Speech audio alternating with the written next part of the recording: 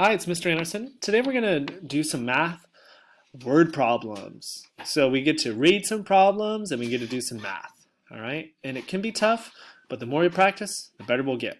And it's always good to practice reading, and it's good to practice math. And we can practice both together. So we're going to fill in the blanks and solve each word problem. In 2016, an inventor made...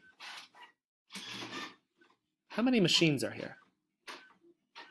That's right, one invention. One. Let's do the next part. In 2019, the inventor made two inventions. There's two. Two. So now we have to add the two numbers up. 1 plus 2. Let's do it. I sometimes like to use my fingers because it can help me. It's a good strategy. So we have 2. I add one more. 1, 2, 3. 3. All right. So now we're going to go on to the next problem. Next problem is, in 2018, a family visited blank oceans. 1, 2, 3, 4, 5 oceans. Here's 5. 5. All right. Awesome job. In 2017, the family visited blank oceans.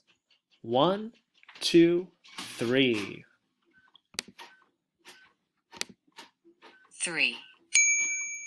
So now we have to subtract because this sign tells us to subtract. Up here, it told us to add. From here, though, we're going to take away. We start with 5, the bigger number, and we take 3 away. All right, so here we go. I have 5, and I'm going to take 3. 1, 2, 3. Oh, let me try that again. Sometimes we make mistakes. That's okay. So I have 5. 1, 2, 3. Put those down. I have 2 left. So how many more oceans did the family visit in 2018 than in 2017? 2. 2. All right.